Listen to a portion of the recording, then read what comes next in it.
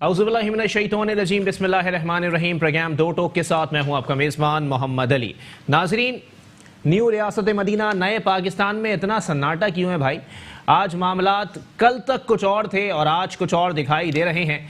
सिर्फ एक इशू के ऊपर पार्लियामेंट, मीडिया और तमाम इदारों को लगा दिया गया, लेकिन बाद अज़ां अवाम के मसाइल जूं के तूं बरकरार रहे। आज भी अवाम के वही मसाइल हैं, चाहे शहरी सतह पर हों, सूबाई सतह पर हों या फिर वफाकी हुकूमत के मातहत इदारों के मरहून मिन्नत हों, लेकिन मामलात अब भी वही हैं और आने वाले दिनों में किसी भी सतह पर अवाम को किसी से कोई उम्मीद वाबस्ता नहीं है।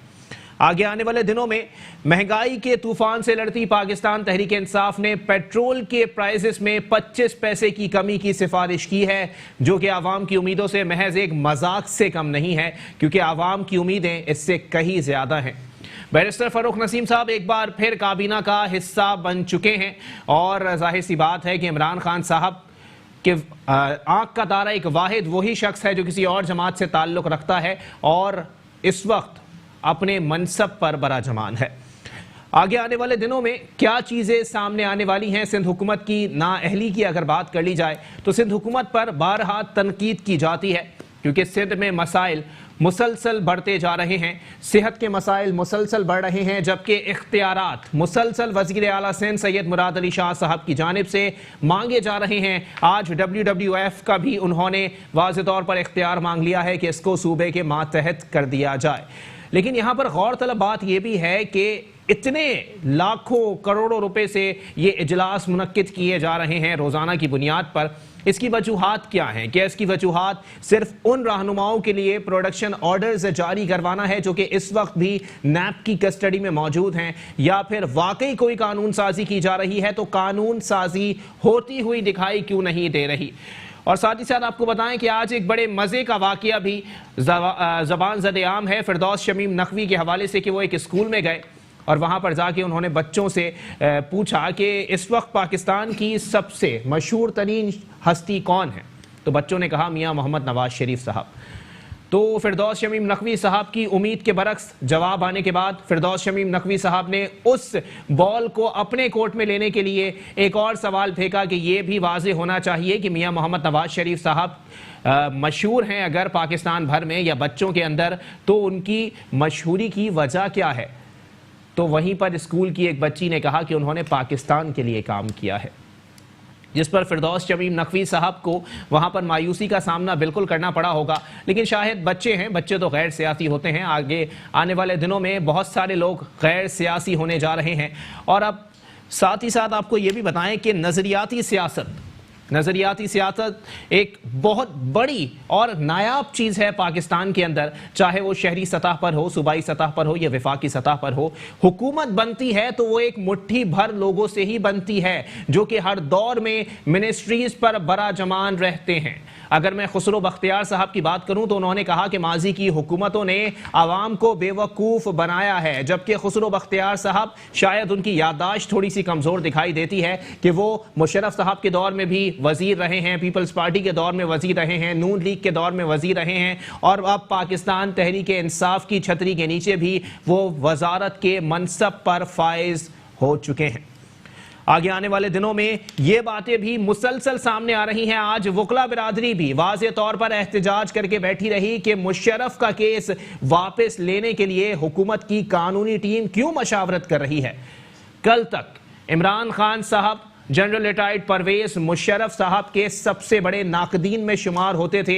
आज उनका ही केस, संगीन गद्दारी केस, वापस लेने के लिए कानूनी मशावरत का सहारा लिया जा रहा है, जो कि एक गौर तलब बात है। और इसके पीछे क्या हकायक हैं, आगे आने वाले दिनों में वो चीज़ें भी सामने आ जाएंगी। एक चीज़ और कोट करते चलें तो आज वफाकी वज़ीर असद उमर साहब की एक तकरीब से खिताब के दौरान उन्होंने कहा कि रियासत के एक एक फ़र्द की जिम्मेदारी रियासत पर आयद होती है। लेकिन असद उमर साहब से ये सवाल बनता है कि आज बच्चों के साथ बदफेली के वाक़यात होते जा रहे हैं, यहाँ पर अंधे गदागरों की पेट में हवा भरी जा रही है और लोगों को सरेआम मारा जा रहा है इस तरह की ओछी हरकतें करके, लेकिन कोई पूछने वाला नहीं है क्या ये लोग रियासत के अफराद नहीं हैं? क्या इनका रियासत से कोई ताल्लुक नहीं है, या रियासत के सतूनों के मातहत अवाम जो जिंदगी बसर कर रहे हैं उनका सारा जिम्मा जो है वो रियासत के सतूनों ने उठाने से हाथ खड़े कर दिए हैं? इसी पर बात करेंगे। हमारे साथ मौजूद हैं लैला परवीन साहिबा, पाकिस्तान तहरीक इंसाफ से आपका ताल्लुक है। बहुत शुक्रिया लैला साहिबा, आपने अपना कीमती वक्त इनायत किया।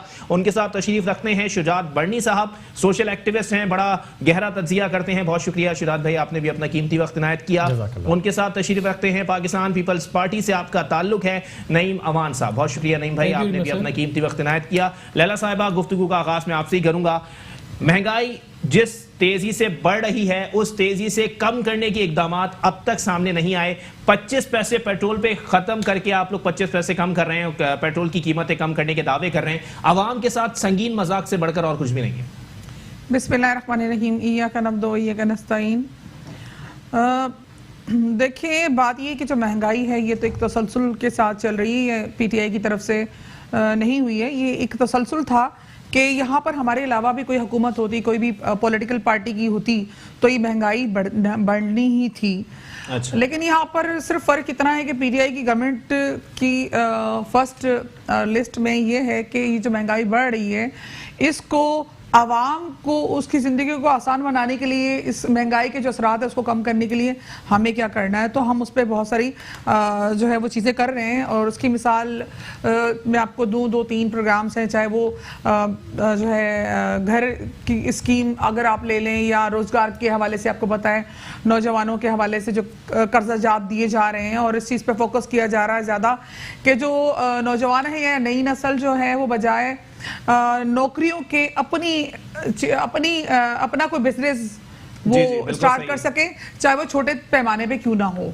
तो ये तमाम इकदामात महंगाई का तोड़ हैं जो हमने स्टार्ट कर दिए हैं। अब थोड़ा सा इस पे जो भी प्रोसीजर है उस पर टाइम लगेगा।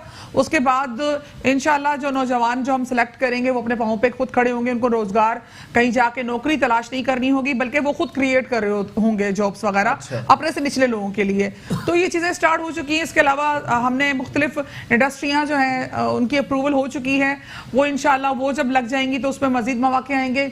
सबसे बड़ी जो चीज़ पाकिस्तान में होगी जिसमें मैं समझती हूँ महंगाई का जो 70% जो असर है वो ख़त्म हो जाएगा, वो हमारा गवादर पोर्ट है। अच्छा। जो इंशाल्लाह उसको ऑपरेट तो वो हो रहा है अभी थोड़ा बहुत, लेकिन उसको ऑपरेशनल प्रॉपर कर देंगे। लेकिन मौलाना फजलुर रहमान साहब ने आज अखबार में बयान दिया है कि उन मंसूबों पर आप लोग पैसा खर्च कर रहे हैं जिसके समरात बराह रास्त अवाम तक आने ही नहीं है, तो पैसे का ज़िया ही तस्वुर किया जाएगा? नहीं, ऐसा देखिए, आप कर्जा जो हम दे रहे हैं नौजवानों को तो डायरेक्ट हम उस नौजवानों को डायरेक्टली दे रहे हैं ना, उस आवाम के हाथ में जा रहा है ना। अच्छा, अभी इंप्लीमेंट नहीं हुआ है उसके ऊपर, अभी तो चल रहा है प्रोग्राम। वो तो जाहिर सी बात, ये तो देखिए प्रोसीजर तो होगा ना। अभी कोई लॉटरी तो है नहीं, कमेटी तो है नहीं कि पर्चियां डाली हो। तेल निकालने पर भी हुआ था, आवाम का तेल निकल गया, यहाँ तो वहाँ तो तेल नहीं निकला। 63 अरब रुपए आप लोगों ने वहाँ बर्बाद, हमने तो 65 अरब किया है ना। दुनिया में आप जाएं, लोग 200 अरब 300 अरब भी खर्च कर चुके हैं। तो देखिए, ये तो आपने रिस्क लेना होता है। अच्छा। अगर आपने हमारे मुल्क में नहीं, हमारे तो फिर चले कुछ ना कुछ रिटर्न आ ही रहा है। अच्छा। लेकिन आप दूसरे मुमालिक में देखें, उन्होंने हमसे ज्यादा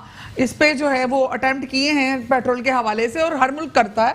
और ये जो वसाइल होते हैं, जिसको मतलब नेशनल जो वसाइल होते हैं, उसको हासिल करने के लिए हर मुल्क जो है अपना पैसा भी खर्च करता है, मेहनत भी करता है। हर मुल्क के अंदर हफीज शेख साहब और फवाद चौधरी साहब मौजूद नहीं होते ना, जिनको रखा ही आप लोगों ने बुरी खबरें देने के लिए है। ऐसी बात नहीं कि बुरी खबरें, जाहिर सी बात है बुरी खबरें कुछ चीजें ऐसी होती हैं जो ना होने वाली होती है, तो वो बताएंगे, उनका तो कोई इसमें फायदा नहीं है ना। अच्छा। फवाद चौधरी का क्या फायदा अगर पेट्रोल ना निकले, तो क्या उनकी कोई कंपनी तो नहीं है ना। अच्छा। उसकी पेट्रोलियम की, तो ये बात तो गलत है, उसको रिलेट नहीं करना चाहिए किसी के साथ भी। ये तो हमारे पाकिस्तान, देखिए जो मुल्की मामलात है ना उसको मुल्की तौर पे लिया जाए, पर्सनल ना लिया जाए प्लीज। ठीक है, 400 महकमे जो बंद करने की बात हुई है वो बिल्कुल ऐसे महकमे जो हमारे महकमे हमारे टैक्सेस के पैसे से चल रहे हैं। देखिए, हम वही तो मैं आपसे कह रही हूँ ना कि आप लोगों का पैसा, मेरा और आपका आवाम का जो टैक्स है वो ऐसे महकमों पे सर्फ होता है जिनकी जरूरत ही नहीं है। अच्छा। आपको पता है वजारतें कितनी बढ़ा दी जाती हैं, गैर जरूरी नौकरियां। अच्छा, हम नहीं बात कर रहे हैं, आज वो सिंध की गवर्नमेंट भी बात कर रही है, जब उनसे यूनिवर्सिटीज के मामलात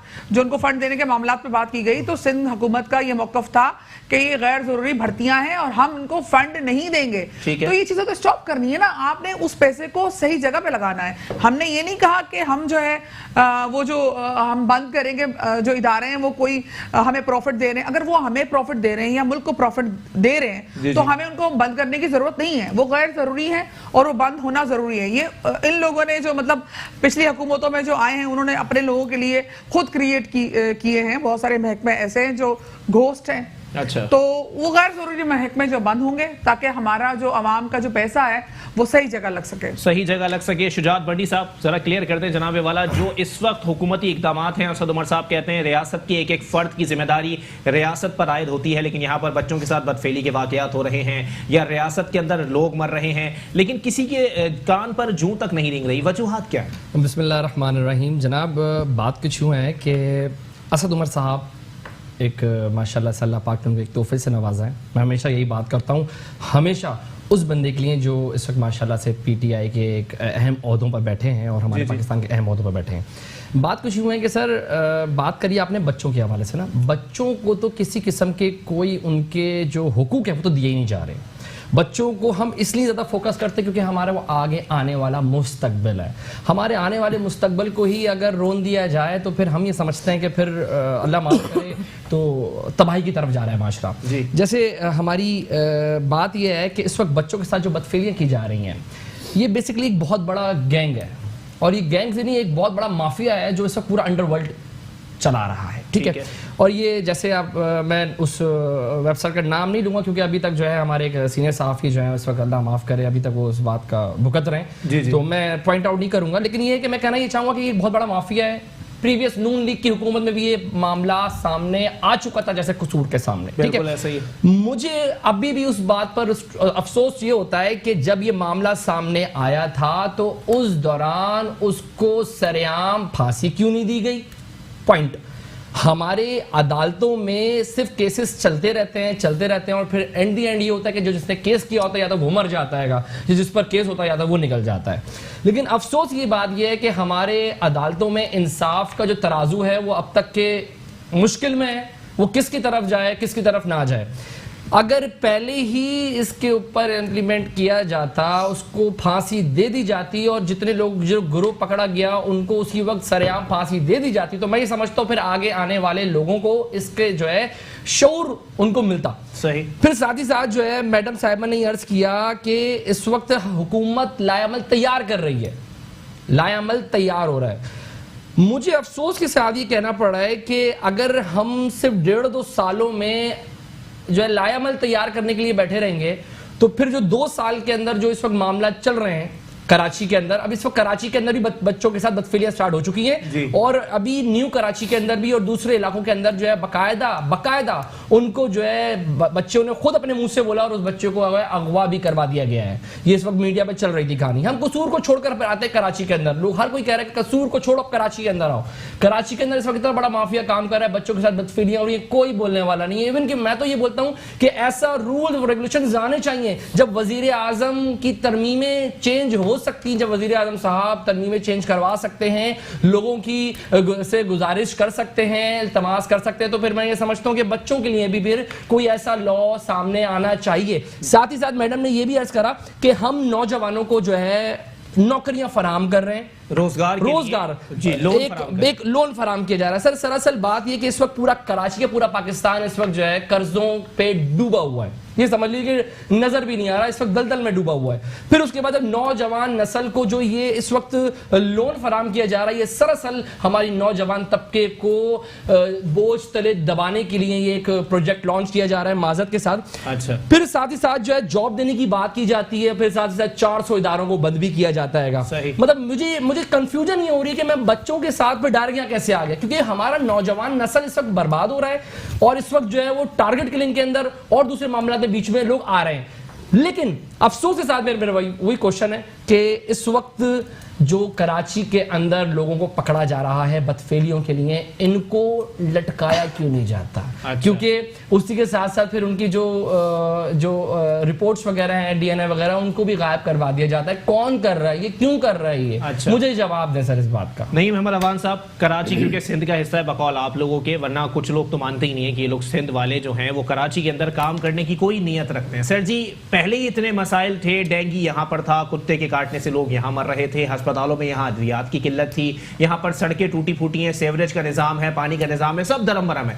यही कसर बाकी रह गई थी कि अब बच्चों के साथ बदफेलियाँ होंगी और हमारे बच्चे बाहर निकलने से भी कासिर रहेंगे। बिस्मिल्लाहिर्रहमानिर्रहीम। अली भी बात ये है कि पहले तो ये बात समझनी है कि इख्तियारात किसके क्या है यहाँ पर ना। आपने कहा जी लोग नहीं समझते कराची सिंध का ऐसा है, पहले तो हमें इस बात को मानना पड़ेगा कि part of Karachi, part of Sindh, ठीक है, जो part of state of Pakistan. Karachi के अंदर बात ये है कि 35 साल से एक यहाँ पर एक पार्टी थी जो जिसको माफिया कहते थे, इस कराची वाले यरगमाल थे उसके हाथों। ये तो अभी बच्चों की बात कर रहे हैं, वो दिन याद करें जब यहाँ पर माओं की कोकें उजाड़ दिया जाती थी। जी जी। और यहाँ बात पता है कि क्या कीजिए, आज जो है वो 33 हो गए, आज 35 हो गए, 40 हो गए। जी जी। अल्लाह के फजलो ये वही जमात थी ना जो मफाहिमत के दस्तरखान से निवाले लूटती थी? सर ये वही जमात थी जो क्लाशनकोव दिखा के ना अपने साथ मिला लेती थी और उसके बाद बहरहाल जरदारी साहब को कितनी दफा क्लाशनकोव दिखाई गई है? सर ये सारों को क्लाशनकोव दिखाई थी। पहली दफा ऐसा हुआ। अच्छा, मतलब वफाकी वजीर बनने के लिए क्लाशनकोव इस्तेमाल की गई, सूबाई वजीर बनने के लिए क्लाशनकोव इस्तेमाल की गई? नहीं भाई, कोई लॉजिकल बात करें। सर बात ये, हमसे पहले भी ना एक बहुत सारी और भी पार्टियां आई है ना, सबके साथ जिस तरीके से उनका जो बिहेवियर रहा, जो एटीट्यूड रहा, ये मैंने किया था। आप कराची वाले हैं ना, यहाँ किस तरीके से वोट डाले जाते थे, आपको वोट डाल के आप चले जाएं। उस जमात के अंदर एक भत्ता, उस जमात के अंदर टारगेट किलिंग, उस जमात के अंदर जो है वो आपकी लेदर की जो फैक्ट्रियां चलती थी, उनकी चमड़ा साथ में खाने छीनी जाती थी। हम तो आप तो ये आपके सामने सारी चीजें थी। फिर बात ये है कि कराची का जो मैंडेट था उस जमात के पास था। और अगर हम बात करें अभी तो बात ये है कि इस वक्त 2 जमातों के पास इस कराची का मैंडेट है और दोनों जमातें इस कराची को कहती हैं हम इस कराची के मुहाफिज भी हैं और इस कराची के अंदर जो कुछ होता है उसके हम जिम्मेदार भी हैं। दूसरी बात ये रही कि हमने हमेशा कराची से लेकर कश्मीर तक की इस सिंध की जिम्मेदारी ली और अल्हम्दुलिल्लाह 3 तिहाई अक्सरियत के साथ हम, आपको पता होगा कि इस दफा सिंध के अंदर हमें इस सिंध वालों ने, कराची वालों ने हमें वोट दिए। अल्हम्दुलिल्लाह मुबारक हो आप लोगों को, आप लोग जीत गए 1.5 साल पहले, लेकिन आवाम यहाँ हार चुकी है सर, हर चीज से उम्मीदें हार चुकी है अपनी, जो उन लोगों ने आप लोगों से वाबस्ता की थी, जो आप लोगों ने ट्रकों पे खड़े होकर अपनी इलेक्शन मुहिम में कही थी, एक वादा भी पूरा नहीं हुआ। मसलन आप एक एक करके बता सर जी, बहुत सारे मामला हैं, सीवरेज के मसाइल हैं, मेरे घर के बाहर कचरा पड़ा हुआ है, मेरे घर में पानी नहीं आ रहा, इतने मसले मसाइल हैं सर। इख्तियारात की आप लोग बात करते हैं, आप लोग मेयर कराची को इख्तियारात नहीं देते। पीएफसी के ऊपर आप लोगों ने बिल्कुल खामोशी है, एनएफसी के ऊपर आप लोगों ने शोरों होगा मचा के रखा हुआ है। वजूहात क्या है सर? उसकी वजूहात ये है कि एनएफसी अवार्ड सिर्फ पाकिस्तान पीपल्स पार्टी को नहीं मिलना है। अच्छा। वो यहाँ सिंध को मिलना था। ठीक है। और जिस तरीके से इन्होंने एनएफसी अवार्ड के लिए यहाँ रुलाया कराची वालों को ना। अच्छा। कराची के साथ अलमिया, ये सिर्फ पीटीआई की बात नहीं करूंगा, इससे पहले जितनी हुकूमतें आई हैं, सुतेली माओ वाला जिस तरीके से रवैया रखा है इस कराची के साथ ना, यहाँ से हालांकि यहाँ जितना फंड यहाँ से लेते हैं या जितनी हुकूमतें आई हैं, यहाँ से जितना यहाँ से हुकूमत आई है सर, हमारी जब हुकूमत आई थी ना भाई, माजरत के साथ हमें बड़ा कुछ देखने को मिला था। अच्छा। माजरत के साथ हमने जब यहाँ टेक ओवर किया था ना पाकिस्तान का, तो हमने 12 मई को भी देखा, वो कहता था यूं करके ना ताकत के मुजाहरे करता था। अच्छा। हमने बल्दिया टाउन फैक्ट्री भी देखी थी। ठीक है। हम ही लोगों ने वो चैम्बर भी देखे थे जो यहाँ जलाए गए थे। जो मुकरमा के साथ 18 अक्टूबर को जो कुछ हुआ था हमने वो भी कुछ देखा था। सर जी 13 मई के डॉन अखबार के अंदर वो तस्वीर शाया हुई थी जिसमें पीपल्स पार्टी का झंडा बांध के एक बंदा गोलियां भर रहा था, वो नजर नहीं आई आपको? सर वो जो झंडा था ना, बात ये है कि वो किसी और ने बांध लिया। अगर कोई झंडा उठा के और गोलियां भर रहा हो तो आप बोले वो तो पीपल्स पार्टी थी, निशानगी कर ले ना। कौन सा एमपी था वो, कौन सा एमपी था वो, हमें निशानगी कर दो उसकी। और बात ये, जी बोले। अमन कमेटी फिर क्या थी सर माजरत के साथ? सर अमन कमेटी जिन्होंने बनाई थी ना वो आजकल वारिस है इस वक्त पीटीआई के ना। अच्छा। मिर्जा साहब कहते थे हमने लाइसेंस बांट दिए हैं। मतलब दूसरी बात ये रही कि जिन लोगों ने अमन कमेटी, देखिए मैं बात क्लियर करूं, अमन कमेटी जिनके पीछे वो जो साज लोग थे ना, साज लोग थे जिनके पीछे, हमने लात मार के उनको निकाल दिया अपने पास से। हमने जो यहाँ पर एक मोहल्ला दिया गया, एक बात तो पहले पर थोड़ा सा पॉइंट आउट कर रहा, हालांकि मेरा किसी सियासी जमात से कोई ताल्लुक नहीं है, लेकिन मैं अगर यहाँ पर बैठा हूं तो कुछ अल्फाज में जरूर क्लियर करूंगा कि इन्होंने सियासी जमात और साबका जमात कहकर एमक्यूएम को प्रॉपर तरीके से बता दिया कि वो एक दहशतगर्द जमात बताने की क्या बात है? सर पता है, हम सबको पता है, लेकिन और ये बताना भूल गए कि वो इसके क्या थे।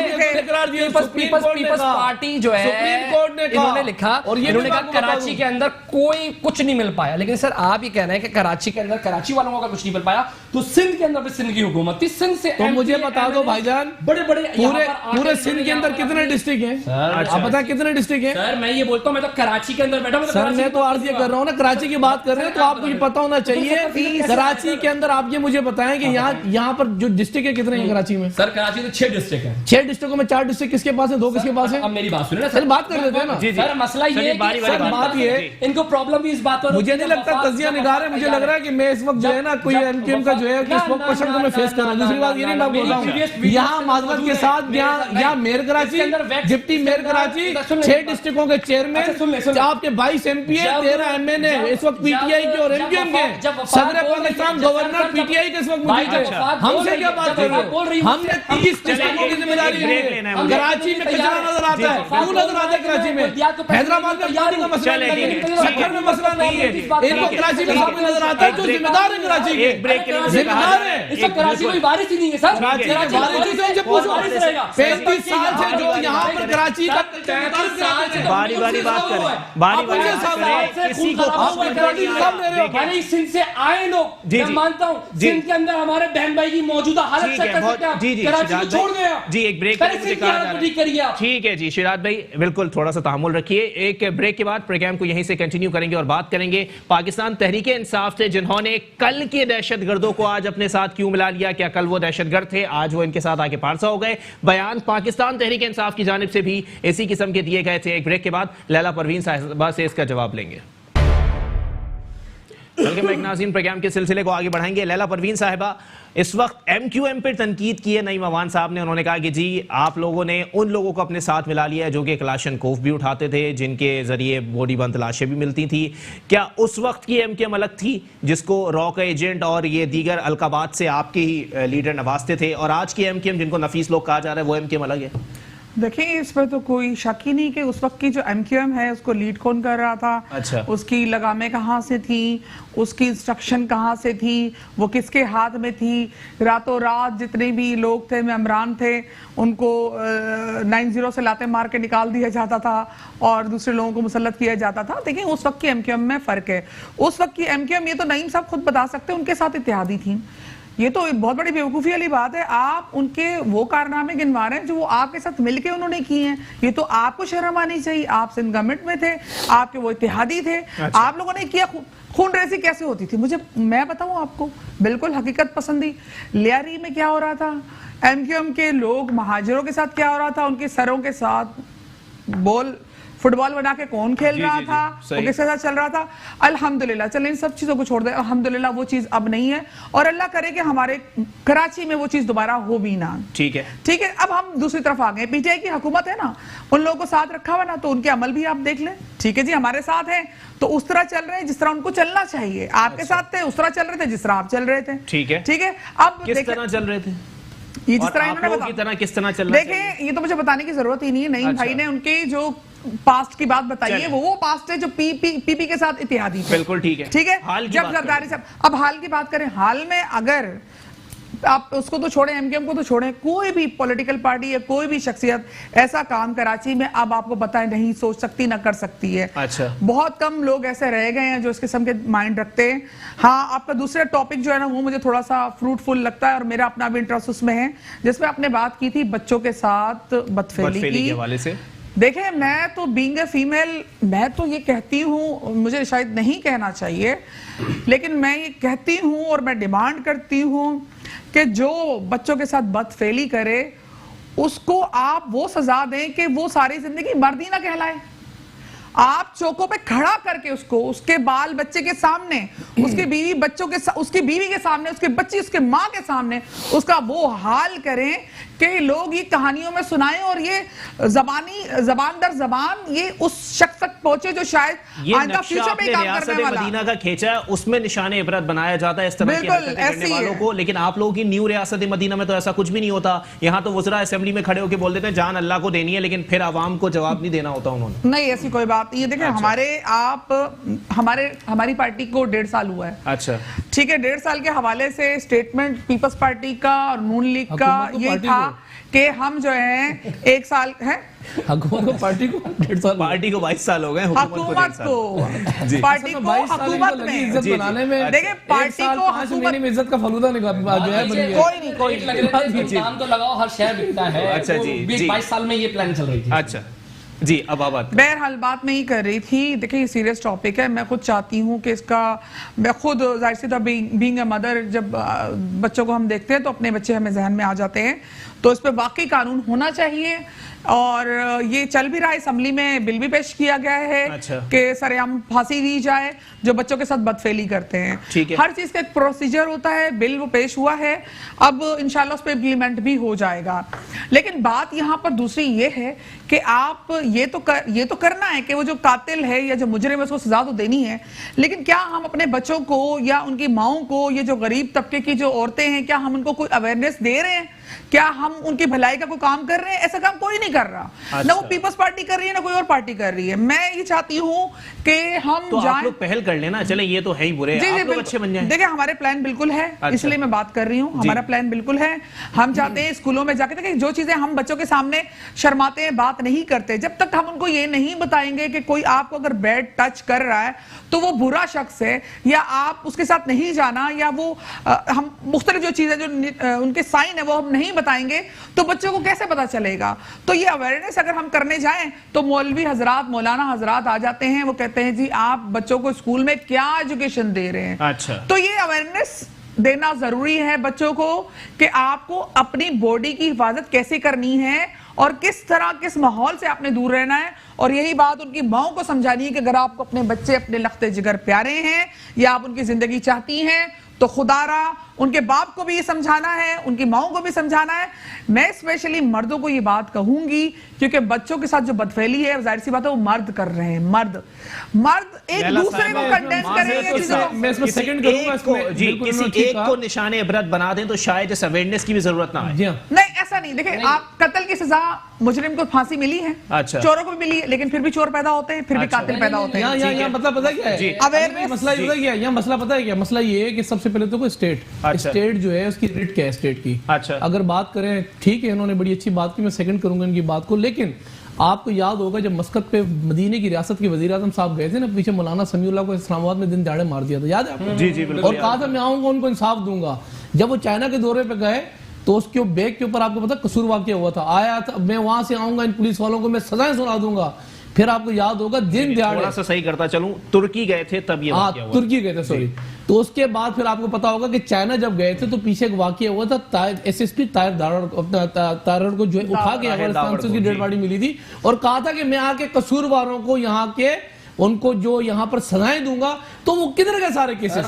मदीने की रियासत के अंदर, मदीने की रियासत के अंदर बात यह है कि इनकी मैं बात में कंक्लूड कर दूं, मुझे ये बताएं इन्होंने कहा कि कराची में टारगेट किलर जमात है, मुझे बताएं कि अल्ताफ हुसैन आके टारगेट किलिंग करता था यहाँ, आप मुझे बताएं क्या बोरी वो बंद करता था यहाँ पर? कौन थे वो टारगेट किलर? आज यही सारे थे, तो वो पीटीआई में या ये वही थे, क्या वो आगे भत्ता लेता था यहाँ पर? ये वही थे सारे। ऑपरेशन हुआ, इनको तो पता ही नहीं, ये तो अभी आए हैं। जब इलेक्शन हुआ, इलेक्शन में सबसे पहले एमक्यूएम ने कहा इन्होंने हमारा मैंडेट चोरी किया है, इन्होंने कहा टारगेट किलर जमात है। आज हमारे नफीस इदारे जमात उनको बनी हुई पकड़ते है। हैं। नफीस क्यों ना हो, तुम लोगों ने तो सत्यानाश कर दिया।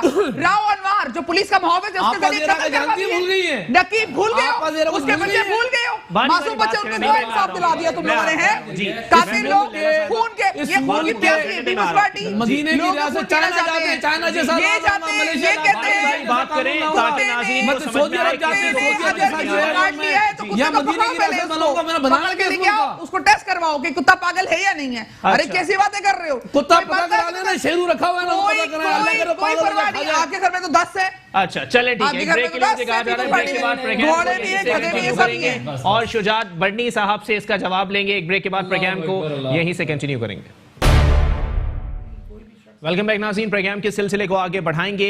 बहुत बात हो गई, अब जरा अगली तरफ आते हैं, क्योंकि हुकूमती सरपरस्ती के अंदर भी बहुत सारी चीज़ें चल रही हैं, बहुत सारे मसाइल जो है वो सामने आ रहे हैं। मईशत की बदहाली है, लेकिन उसके बावजूद भी वज़ीर आज़म इमरान अहमद खान नियाज़ी साहब का वो बयान आज भी मेरे कानों में गूंज रहा है कि मुझे अपनी मौशी टीम पर फ़ख्र है। क्या वज़ीर आज़म इमरान खान साहब जो हैं वो बिल्कुल किसी चीज़ से बेखबर हैं? क्या उनको ओके की रिपोर्ट दी जा रही है? क्या लोगों के रोज़गार में इजाफा होना शुरू हो गया? क्या लोगों के ऊपर जो नाजायज टैक्सेस लगाए गए हैं वो खत्म हो गए? इसका जवाब लेंगे। शुजात बढ़नी साहब, जरा बता दें सर, इस वक्त हवाम किस हाल में है? क्योंकि माशी अशारिये तो ओके की रिपोर्ट दे रहे हैं। अरे सर, ऐसी कैसी बात कर सकते हैं आप सर? यहाँ पर तो इंसाफ तो नामुमकिन है। और फिर मईशत की बात अगर की जाए तो इस वक्त तो कराची के अंदर इस वक्त जो 400 रुपए कमाने वाला तबका है, जो मजदूर तबका है, उसको तो रोन दिया गया है सर। अच्छा, बात यह है कि किसी ज़माने में पतारे लगाया करते थे, बड़े बड़े बाजार लगाया करते थे, वो किसके अंडर चलते थे हम सबको पता है, और अभी भी जिनके चल रहे हैं अंडर सबको पता है वो पैसा कहाँ जा रहा है, क्यों यूज़ हो रहा है, किस लिए यूज़ हो रहा है, हम उस पर नहीं जाते। लेकिन सर इस वक्त जो गरीब तबका है इस हुकूमत में उसकी कमर टूट चुकी है। ठीक है, मुझे सिर्फ इस बात का कोई जवाब दे दे कि जो बंदा रोज की दिहाड़ी 400 रुपए कमाता था अपनी रेडी लगाकर या अपना काउंटर लगाकर, एक्सवाइजेड कुछ भी लगाकर, वो इस वक्त उसे काउंटर, उसकी रेडियां जो है लगाकर जो है हटा दी जा चुकी हैं। और इवन कि अभी रिसेंटली 4 दिन पहले जो है एक रेडी वाले का जो है हार्ट अटैक से इंतकाल हो गया, क्योंकि 20 दिन से उसके घर पर रोटी नहीं बनी थी, 6 बच्चे हैं उसके। ये मईशत का इस वक्त ये हाल है। जो मईशत दान कहते हैं कि हमने पाकिस्तान को और ज्यादा ओवर स्मार्ट कर दिया, तो माज़रत के साथ ऐसा कुछ भी नहीं है।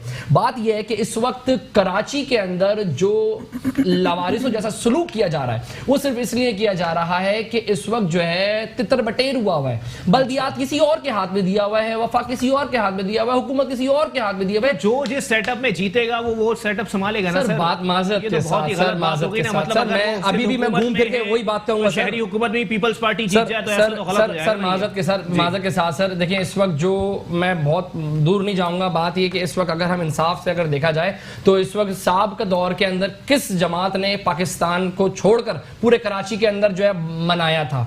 जिन लोगों ने इमरान खान साहब की हुकूमत को लाने में मदद की है, तो मैं उनसे यही भी रिक्वेस्ट करूंगा कि जिन्होंने एक रात की दुल्हन बनाया था तो उनको पूरे तरीके से दुल्हन बना दिया जाए। तो मैं ये समझता हूँ कराची के अंदर जो है प्रॉपर तरीके से कुछ अच्छा हो सकेगा। मईशत तो हमारी ठीक नहीं हो सकती है। पहले भी रेडियां लगती थी, पहले भी जो है ना पतारे लगा करते थे, और पहले भी जो है रिश्वत बड़ी गर्म हुआ करती थी, और अभी भी गर्म हुई हुई है। बात ये कि सिर्फ और सिर्फ कमाने के धंधे, 20 से 30 दिन के बाद वही रेडी लगी हुई होगी, और वही जो है जो जगह 100 रुपए में दी जा रही है वो 200 रुपए में दी जा रही होगी। ये बहुत बड़ी चेन है सर। और रही बात कि सर ने मुझे कहा कि इस वक्त जो है इमरान खान साहब इंसाफ, अदल इंसाफ को लेकर चल रहे हैं मदीना जैसी रियासत को। मुझे आज तक ये बात समझ में नहीं आ पाई है कि पीटीआई के अंदर ही जो उनके कारकुनान हैं, जो लीडर्स हैं और जो नए कारकुनान हैं जिनके बुनियाद पर ये पीटीआई को इस वक्त जिताया गया, ठीक है, उनको इस वक्त उस हालत में छोड़ दिया गया है कि मैं आपको बता नहीं सकता हूं। 9-0 जैसे हल्के में जिन्होंने मीटिंगें कंडक्ट करवाई, जिन्होंने वहां पर जितवाया, वो इस वक्त खुद खून के आंसू रो रहे हैं। इवन के इनको अपने उजराओं पर टेंशन रहती है कि वजह यह है कि ये 22 साल के अंदर जो अखराजात हैं वो भी तो बेयर करने हैं। अच्छा, कौन देगा? माज़रत के साथ, ठीक है। और फिर रिलीफ किसको दिया गया? बड़े बड़े बिजनेसमैन को दिया गया। क्यों? मैं सवाल करता हूं कि क्यों? जो इस वक्त रोजगार कमाने वाला 400 रुपए वाला मजदूर है उसको रिलीफ क्यों नहीं दिया हुआ? मुझे इसका जवाब दें।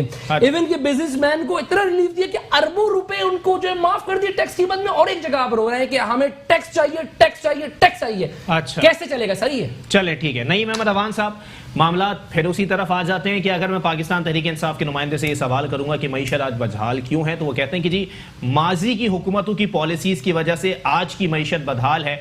मुशर्रफ साहब के दौर में लोग अवाम खुशहाल थे, चाहे आप उसको तस्लीम करें या ना करें, लेकिन पाकिस्तान पीपल्स पार्टी ने जैसे ही मनसब संभाला महंगाई की शुरुआत का आगाज वहीं से हुआ था सर। तो आपने जो बीज डाला था आज वो तनावर दरख्त बन गया, लेकिन उसके कांटे आज आप लोगों को ही चुप रहे हैं, तो फिर शोर होगा कैसा है?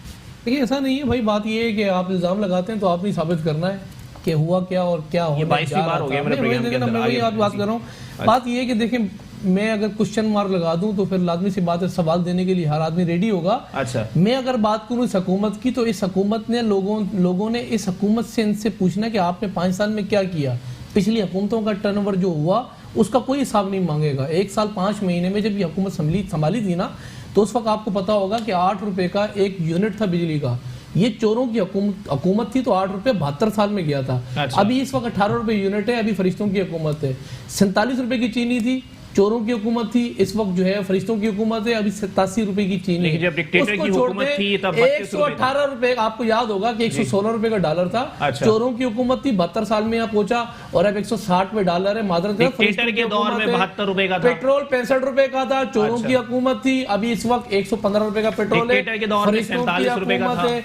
मैं अर्ज ये कर रहा हूँ, बात ये कि वो डिक्टेटर जो यहाँ आया हुआ था ना, यूं करके जो इशारे करता था, जी, जी। तो मादरत के साथ यहाँ हमारी ISI इतनी नहीं थी जितनी ब्लैक वाटर पाकिस्तान में थी। अच्छा। इस पाकिस्तान के अंदर आपके ड्रोन जिस तरीके से आते थे ना, यहाँ जैसे हमारे माशाल्लाह से शुभरात में पटाखे बजते हैं, अच्छा। इस पाकिस्तान के अंदर वो कुछ हुआ करता था। गिलगित बाल्टिस्तान पार्टी के दौर में तो जब फाख्ताएं उड़ाई कभी जाती थी उठा यहाँ के पे। भाईजान, जब यहाँ पर टारगेट किलिंग की जाती थी, चेक करके आप शिया हो सुन्नी हो, अच्छा। तो हमें तो बहुत कुछ यहाँ तो ये वर्षे तो में दिया पीपल्स गया पार्टी के था दौर ना। में वो है, हमें छोड़ के गए थे ना, देख ये। देख के लोगों ने हमें छोड़ के बसों की गए थे। बसें हैं, बसें हम हमें बसें छोड़ के नहीं गए करी थे। यार। साने हैं हमने चिल्लास। जब आके हुकूमत संभाली मादरत के साथ भाईजान, सबसे अच्छा। पहले तो ब्लैक वाटर यहाँ से भगाई। अच्छा। उसके बाद फिर हमने जो 12 मई, फिर दोबारा वही दोहराऊंगा, 12 मई जैसे हालात हमें जो दे के गए थे, 12 उसको भी मई हम को छोड़ दोहरा रहे रहे हैं, क्यों दोहरा रहे हैं? मुझे हम समझ नहीं आ रहा। उसको भी दोनों छोड़ शरीक हैं, दोनों सर, शरीक हैं, उसको भी दोनों छोड़ शरीक हैं। देते हैं। एक बयान एक और एक को बिठाने वाली कहानी है। आते थे, उधर भी आ जाते हैं, एक बयान उसको कोट भी करता देख ले। चलूं, आपके उस वक्त के वजीर दाखिला रहमान मलिक साहब दहशतगर्दी से बहुत परेशान थे। उन्होंने 9-10 मुहर्रम को दहशतगर्दी ना करने पर दहशतगर्दों का शुक्रिया अदा किया था। ऑन रिकॉर्ड ये बयानात मौजूद तो वो जो 8-9 साल छोड़ के गया था हमारे पास, जो यहाँ विरसा की यहाँ हुकूमत छोड़ के गया तो था, शुक्रिया अदा तो करेंगे बचा आप लोग। गया था, बचा शुक्रिया गया अदा था, करेंगे आप लोग छोड़ के क्या दहशतगर्दों गया का। था यार आपका बहुत शुक्रिया, आपने भाई दहशतगर्दी बात ये है कि इधर बचा क्या था, ब्लैक वाटर, या तो जेब में हाथ मारो ब्लैक वाटर निकलती मसला थी। ये है कि अच्छा। कराची माजरत के तो- साथ बात ये है कि मैंने कहा ना, जैसे ड्रोन इस मुल्क के अंदर आते थे और हमने तो मफामत की सियासत पे अमल किया।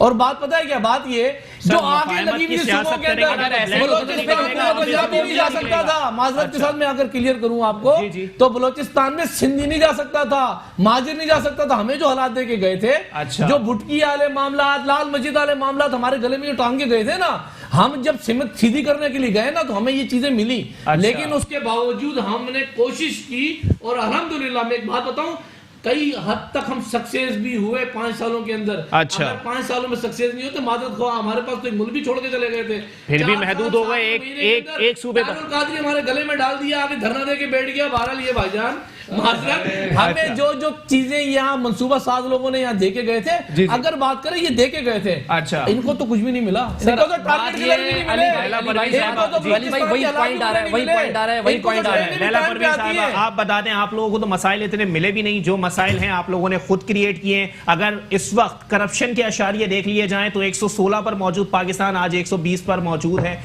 वजह क्या है? देखें जी, आप इंडेक्स भी देख लें आज, 60। ठीक है जी, 39,000 का आज चल रहा है माशाल्लाह। बहरहाल देखें, कहने में और हकीकत में फर्क है। ये अच्छा। है इल्जामात। अच्छा, खान साहब की हुकूमत आने के बाद सबसे बड़ी जो कामयाबी है वो ये है कि जब हमारे नबी पाक सल्लल्लाहु अलैहि वसल्लम के हवाले से जो खाके बनाए जाते थे, जी, जी। उस पर पाबंदी लगाई गई। बीइंग ए मुसलमान, आई एम वेरी हैप्पी सही। कि हमारे मुल्क में ये काम हुआ। ये पहले हुकूमतों में नहीं हुआ, अच्छा। न वो आवाज उठा सके। ठीक है। इसके अलावा आप सफारती ताल्लुकात हमारे बहुत बेहतर हुए हैं। इसके अलावा आज पाकिस्तान के साथ हमारे दोस्त मुमालिक और पड़ोसी मुमालिक खड़े हैं।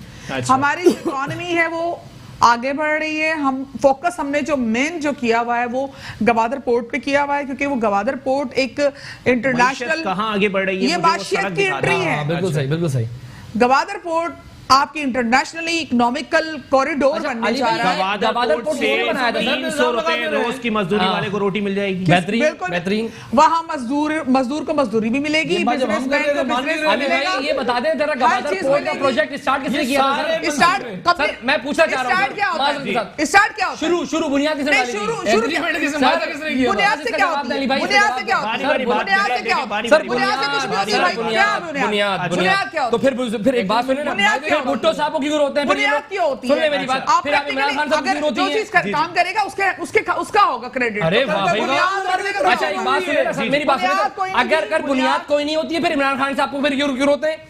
ये क्यों भुट्टो साहब को रोते हैं? भुट्टो साहब को इमरान खान में किसका रोते हैं मुझे ये बताएं। जवाब देना मुझको। देखिए, इमरान खान साहब इस वक्त प्रोजेक्ट पे कोई बुनियाद नहीं होती भाई। सर बुनियाद अच्छा एक बात करें, बीज डालूंगा तो दरख्त बनेगा। देखिए, हाँ, मैं तो आपको बीज एक बात कोई नहीं बताऊं। डाला। देखिए, क्या बात कर दी आपने? एक बात अरे बताऊं। यार, दरख्त नहीं डाला। ना पीपल्स पार्टी ने कितनी ना कितनी पीटीआई ने मुस्तफा कमाल साहब का, मुस्तफा कमाल साहब के दौर में जितने मंसूबे मुकम्मल हुए वो निमतुल्लाह खान साहब के। सर फिर वही बात हो गई सर, घुमा फिरा के वही लेकर आ रहे हैं सर आप। जी जी, नहीं, अब मेरे देखिए, सवाल का बात ये जवाब है, दें आप।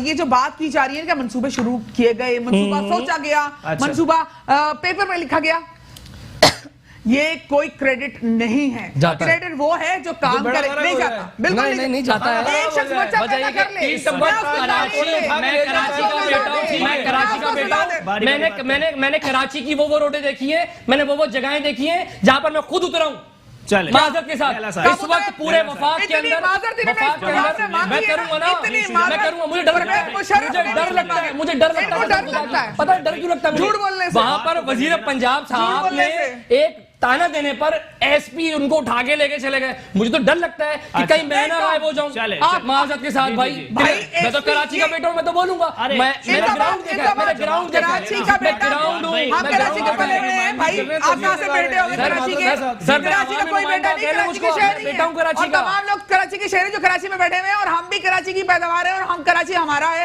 ये क्लेम करने वाले तो फिर दोबारा आके- कोई नई फिर पार्टी आके आ रही है भाई। अच्छा। ये नारा लगा के मैं कोई नई पूरा पार्टी आ रही है क्या? मैं आता हूं फिर आपको। कोई नई पार्टी मैं करनी आता हूं है। आपको। मैं नहीं बोल रही, आंखें लेकिन बंद कर नहीं रही तो हैं। बोलने का शौक है। रुपया दे कराची का। बस खत्म कर दें आप। अच्छा। क्यों केफर दें? का मंसूबा पूरा नहीं करो। देंगे करप्शन के ग्रीन लाइन लिए, पूरा नहीं करो। सर, मैं देंगे, नहीं आपके देंगे। प्रोग्राम के काम तवज्जुह से ये करेंगे बोलने हम जा लोग। रहा हूं हम लोग कि काम कराची करेंगे। के अंदर जो बाकी मंसूबे कराची क्यों को लगाए देंगे, जा रहे कराची हैं, के कराची को देंगे। नजरे बद करप्शन से के क्यों लिए लगाया जा रहा है, नहीं देंगे। कराची को दीवार से क्यों लगाया जा रहा है, किसी ये सवाल है। किसी कराची के अंदर कराची को लावारिस क्यों छोड़ा हुआ है, फिर इसका जवाब मुझे कोई देता नहीं है। पाकिस्तान तहरीक इंसाफ से मौजूद थे शुजात बर्नी साहब, सोशल एक्टिविस्ट हमारे साथ मौजूद थे। नईम अहमद अवान साहब पाकिस्तान पीपल्स पार्टी से हमारे साथ मौजूद थे।